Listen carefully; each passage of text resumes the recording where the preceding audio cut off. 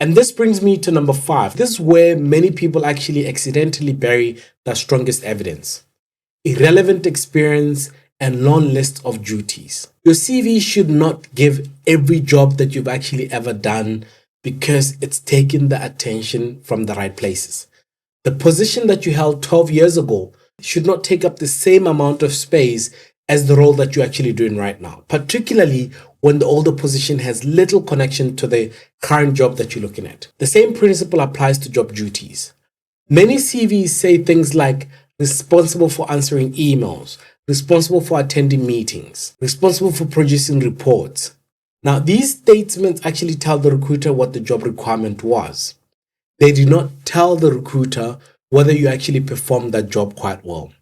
So recruiters are more interested in your contribution. What contribution did you play in that particular role? So instead of saying responsible for managing customer complaints, try something like this: resolved an average of 40 customer cases per week while maintaining a 95% satisfaction rate. Instead of responsible for recruitment, try something like coordinated an end-to-end recruitment for 30 vacancies, reducing average time to hire from 52 to 38 days. The difference is evidence, not just the statement. Anybody can claim to be hardworking, results-driven, and excellent communicator. So here's a simple test for you that you can use today. Open your CV and examine every section of your CV.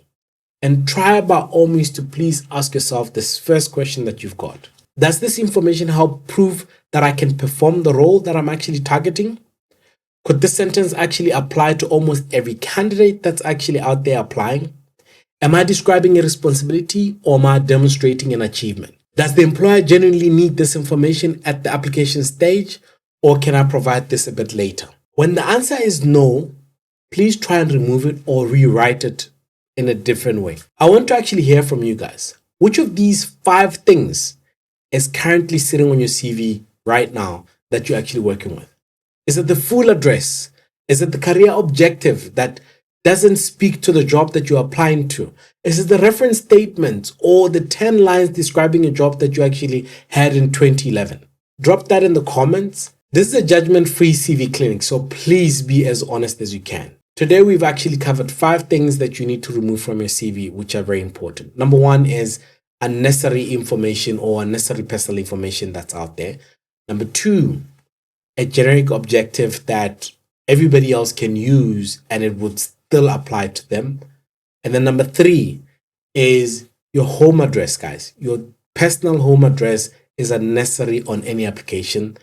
Number 4 is the phrase that says references available upon request. Nobody cares about that anymore because if they need it, they'll reach out.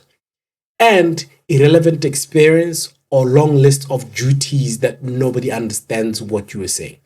Removing these details will actually give you a bit more room to actually focus on what the employer actually wants to see, the relevant skills, the clear objectives, as well as the evidence of what you actually bring.